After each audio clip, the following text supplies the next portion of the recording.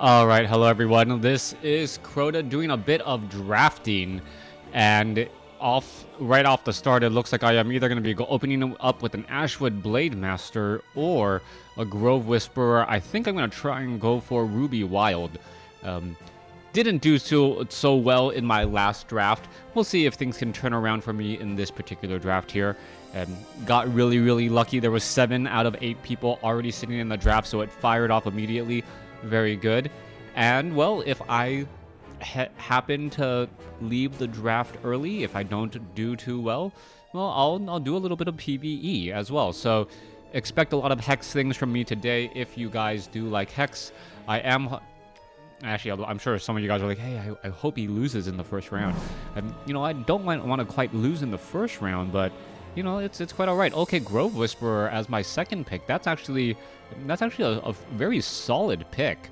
Earthcaller as well is a decent pick, but I think I am gonna go for the Grove Whisperer in this particular opening. It's gonna funnel me down towards Ruby Wild, but Ruby Wild is one of the archetypes. Excuse me, that is very strong in Armies of Myth. Alright, I'm more tired than I thought I'd be at this point. Alright, so what am I expecting to see? I'm hoping to see a lot of elves, a lot of 5-drops, things of that nature. Ooh, Lyricist or Skirmisher. I think I'm going to take the Lyricist for the ramp. Wow, Flamehand Invoker as well. This is, I might take the Flamehand Invoker. Wow, this is a very good pack for me. Let's see.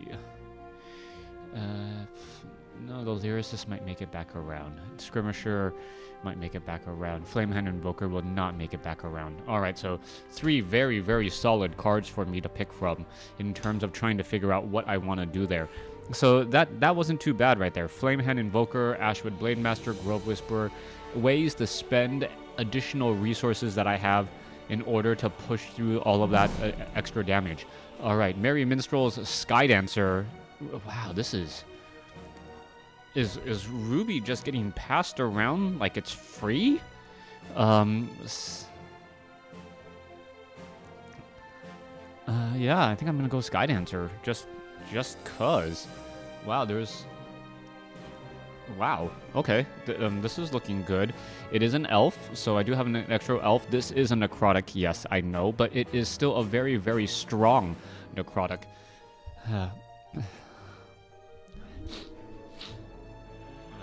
So, and those of you guys who are watching me regularly and follow me, thank you for doing exactly that. Ooh, Deathmass Assailant or Staggering Blast or Ember Leaf Duelist, who is now a little bit stronger since they fixed the Phantom. A Sylvian Performer, if I play a card with cost 5 or greater, draw cards, but I don't think I'm going to be doing that. I think I'll take the Deathmass Assailant. This is all very well and good. I think the Deathmass Assailant is better at winning me games than the Sylvian Performer right now. Alright, so yeah, I think I'll go that route. Anyways, I was able to go to Cryptozoic's Wednesday game night, and it was a lot of fun. I got to see a lot of things. Can't talk about all too many of them, but I do like the direction, and I guess I can give my opinion. I like the direction that Cryptozoic is taking Hex. It's gonna make the world much larger, more expansive, and there's really going to be a lot to do in the game. Oh, okay. It looks as though someone on the other edge of the table is, in fact, drafting Ruby Wild. So I'm not going to be getting all the Ruby Wild cards that I want. Probably directly on the opposite side of me. So because there was like four turns where it was just good. Anyways, the game, where was I? The game and the direction that Hex Entertainment is taking, I do like it. There is going to be a lot of cards, and one of the things that I was actually legitimately concerned about for a while was whether or not, relic. Do I want a relic or do I want this tree guard? I think I'll take the relic with the unblockable shard. That's always very strong. Ashwood tree guard is probably gonna get passed back around to me. Anyways, the reason why I like the direction that they're taking the game. Is it's going to be nearly impossible to try and collect everything. And at first you may be like, well, you know, like the completionist. If the completionist in me kind of feels a little bit upset, but at the same time, I know that it was 100% absolutely necessary. Now, I was one of the few people who, or one of the lucky few who got early into the Kickstarter, and I was able to pick up one of those quote-unquote infinite tiers where I get something for the life of the game. And that is great. That is awesome. High value on my end. Kudos to me. Pat me on the back. Whatever. But the problem is the Kickstarter players are your core players. And if your core players do not need to spend plat, which is the real world money, in order to collect at least some of the things in the game, then they are losing out on their largest revenue stream. Seriously, I mean, like, their hardcore players are the players who are getting things for free. And that's where you see that's the problem with that can be a potential issue. If your most hardcore, most dedicated players are the ones that are gonna get stuff free for the life of the game, then something can go awry, or the game may not be able to reach what I'll call escape velocity and develop a large enough community of paying players to keep it going. Oh, so there's that Niblin skirmisher that I was talking about. And that was legitimately my concern, because a lot of the players out there are the Kickstarter backers, and they're continuing to play, and we needed a reason to actually spend plat. As much as I want to hold on to my money, if I didn't need to, obviously I'm not going to spend it. And I think that's why the direction that they took makes a lot of sense. Where, and actually you don't even know the direction. Can I talk about this? All right, so okay, there's been discussion about Primal Dawn already, and Primal Dawn is the next set.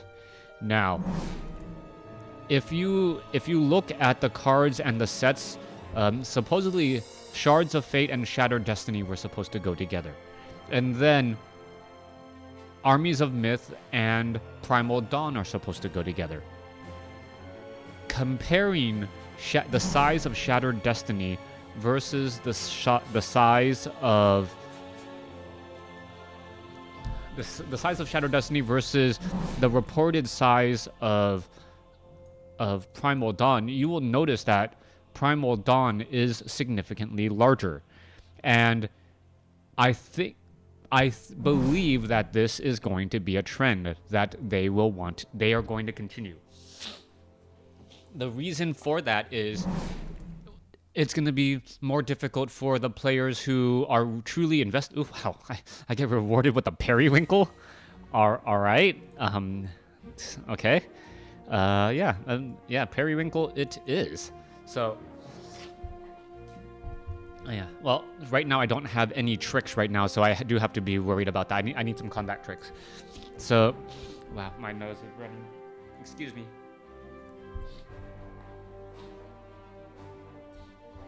Yeah, you don't want to be looking at me as my nose is running. Ate some spicy food. My sinuses are kind of all over the place, and I'm just trying to relax. I've had a really, really rough day, so trying to enjoy myself some gaming here. All right, so Pride's Fall. Wait, I should be looking at Ruby Wild. All right, Performer, Runier Elite, Pyro Knight, War Dancer, Lunge, Swordplay. I think I need the Lunge. I do not have enough combat tricks yet. This would actually be my first non-troop card that is in my drafted section and not in my bin. Oh, wow. Okay, so... Oh, Lyricist. I need to take a Lyricist. I wanted the Fiery Indignation, but I also needed the Lyricist. I need to be able to at least ramp into 4 somewhat, since I will most likely be going... Not Cressida, I will most likely be going the... Alindra? Alindra. So, anyways, going back to my topic, the sets, I believe, are going to be significantly larger. Now, take that as you will. Ooh, Boom Knight or Dancer. 2 for 1. Ooh, or Minstrels. Wow, this is... Well, I don't really need 3 that much. Boomsmith being able to take down a... Yeah, being able to deal 2 with the Boomsmith is going to be good. Alright. Ooh, another Lyricist. Yes. It's an elf. Yay. Good, goes well with the Ashwood Blade Master. Helps me with ramp. Yay.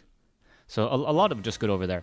But going back to my original thought, I'm trying to draft and do like a commentary about the future of Hex and why I like it all at the same time. I like where Hex is going. I like the fact that let's see. Ooh, Storm Drummer? Oh, I might take the Storm Drummer. Yeah, I'll take the Storm Drummer. I like the fact that just because I was one of the lucky few to back the Kickstarter, it doesn't mean that I'm quote-unquote set for life. And they needed to make it. They needed to make the sets large enough so that the Kickstarter backers were not going to be like, hey, we can play maybe 6 hours a week and collect everything. And I think that was the problem with Armies of Myth, because Armies of Myth was out for so long that it felt that way. It felt as though we could, the players could just sit back, relax, and simply enjoy the show, enjoy the ride, enjoy the show, so to speak.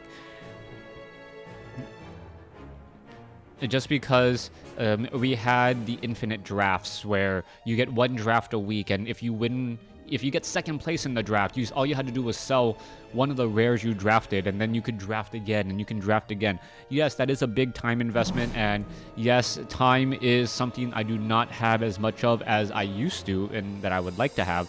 But it wasn't really costing me anything out of my pockets. Yes, time is money. That's another topic for another time. Well, I am rambling today. Maybe I'm more tired than I thought I was. Going to the play night perhaps took a little bit more out of me than I originally believed. All right, getting some crush guys because I do have 2 Stargazers in my deck. That is looking really good. And wow, I am getting past... Okay, it looks as though a lot of wild is just getting past... There's got to be one other wild player, because lyricists are not going all the way around the table. But there's probably only 2 wild players altogether, and I'm going to be able to grab a performer, which is solid. All right, so the Relic of Nazoon is not going to be that great. The Tree Guards, the Tree Guards are actually falling in strength as well. Even though they are elves, the Stargazer just generally works better. All right, let's see. Ooh, I do not want a Cry of Adamant to go around the table. I'm already hate drafting, and it's only my 28th pick now. All right, and what is it? 51 cards is what you draft in a 17 card? Yeah. Yes, 51 is not a prime number. 3 times 17 is 51. Okay. So let's go ahead and take a look at all of these. Oh, I guess I'll take a...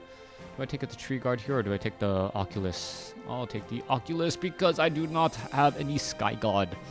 All right. Why am I talking like this? Ugh. Why? Ugh. Yeah. All right. So yeah, like the direction. Hopefully, people will. I guess you can comment. Do you like a more talkative Crota, or are you like, Crota, just be quiet? Which at this point you can mute me if you want to, or you may already have muted me.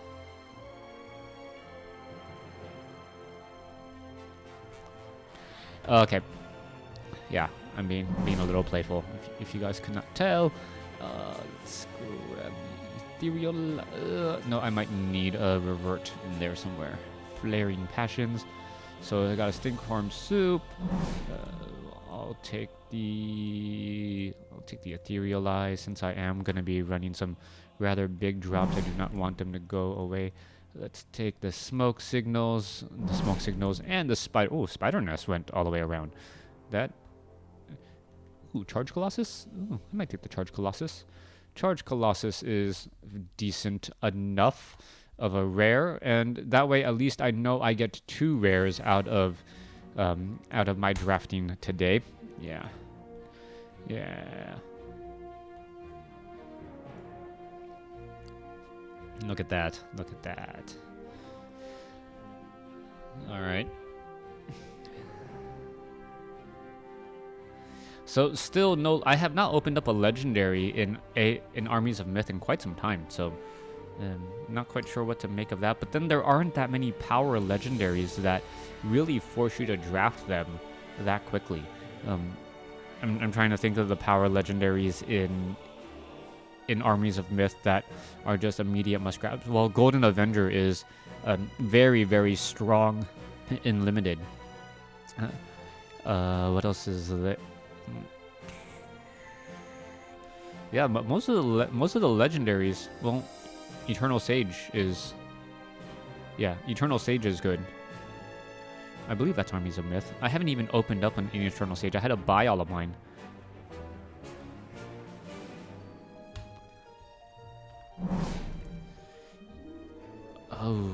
Oh. Okay, I guess I'm taking a Stirring Oration. And a Pyre Soul Summoner is going to go all the way, is going to go around to greet someone. 1, 2, 3, 4, 5, 6, 7 ruby cards.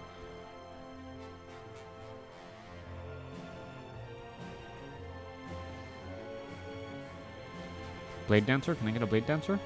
I would love a Blade Dancer. Ashwood Blade Master would have been... Having 2 Ashwood Blade Masters in Limited would have just been that much better. Ho! I got the Blade Dancer that I wanted. Did I call it?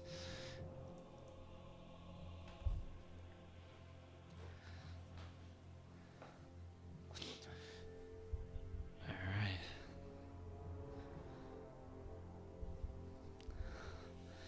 Things are looking pretty good. Speed Crush Steadfast for 5.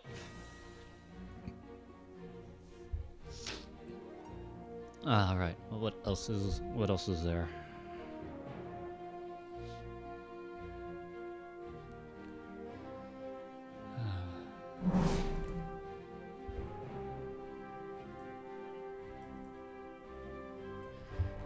So my combat tricks: 2 Stirring Orations, a Lunge, Stinkworm Soup.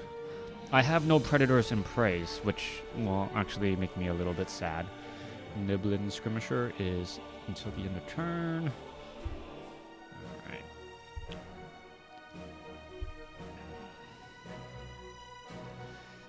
Grove Whisperer. I can give it +1/+1, so it becomes a 5-drop 5/6. Yeah, that's pretty much impossible to take down. Or I can do a 4-drop 5-drop 4/5 with Spell Shield. Both are very good there. Wow, I'm gonna get a Fiery Indignation.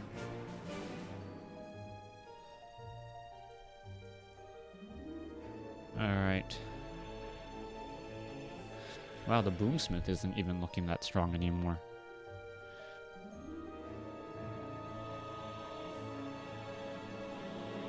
Four-drop 2/1. I can deal 2 damage.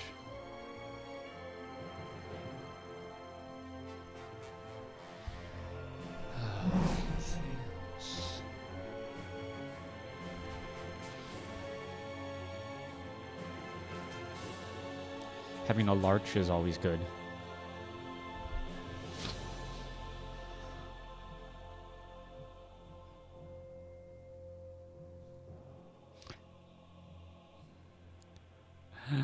So many more cards to draft. I got 11 more cards to draft.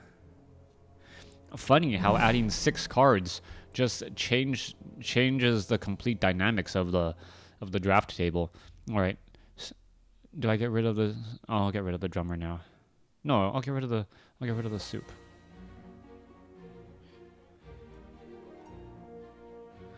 One, 2, 3, 4, 5. Stinkhorn Soup is powerful. It is, but what it really is it's a 2-for-1 trade, which is the problem. Where unless you're taking down something that of utmost significance, which the Stirring Narration and the Fiery Indignations also do, the Stinkhorn Soup, you know. Am I gonna grab another?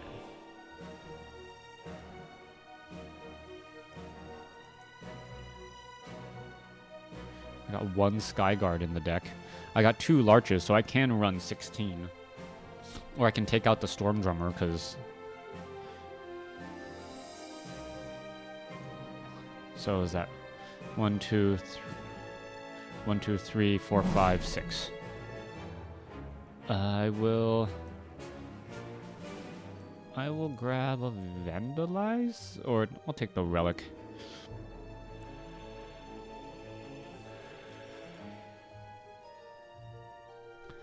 Okay. I will take... What's the strongest card here?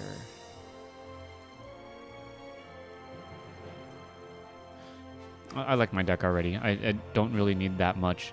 Got 3 Gilded Lyres.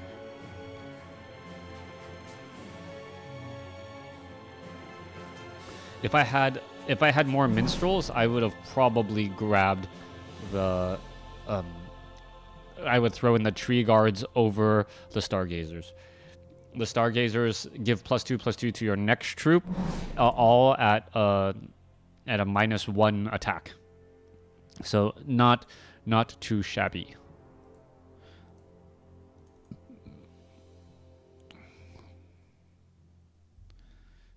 All right, can I?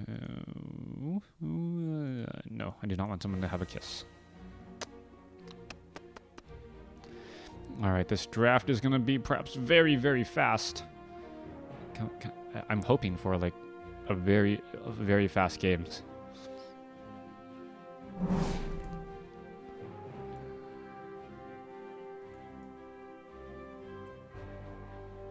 The worst is when this goes all the way down to time. Every single time, drafting takes a very, very, very long time.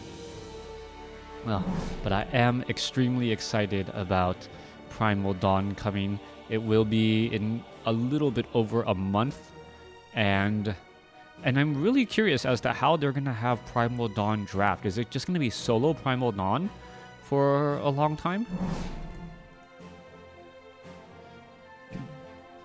Or is it gonna be 2 Primal Dawns, 1 Army of Myth?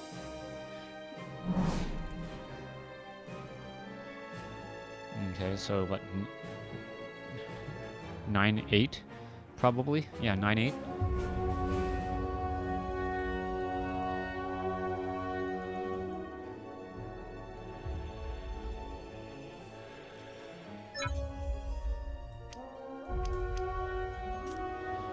Alindra.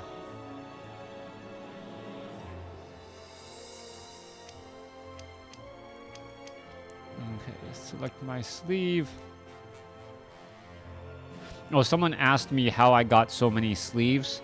All of the sleeves up top from here on up were sleeves from the Kickstarter. And then after this is all earned sleeves. Some of these are from events. Some of these are from the chest. That's a VIP sleeve. I'll do that sleeve just because, you know what? I'll do the top 64 sleeve. Come on, it's almost the weekend of the what's it called? Of the release or the actual invitational. It's in 2 days. All right. Okay, well, that's pretty good. All right, draw. No, that's really good too. Okay, new hand. Draw. Wow, that's really good. All right, let's see how I do. Thanks for watching. Hope you guys enjoyed it so far. Let's see how I do in round 1.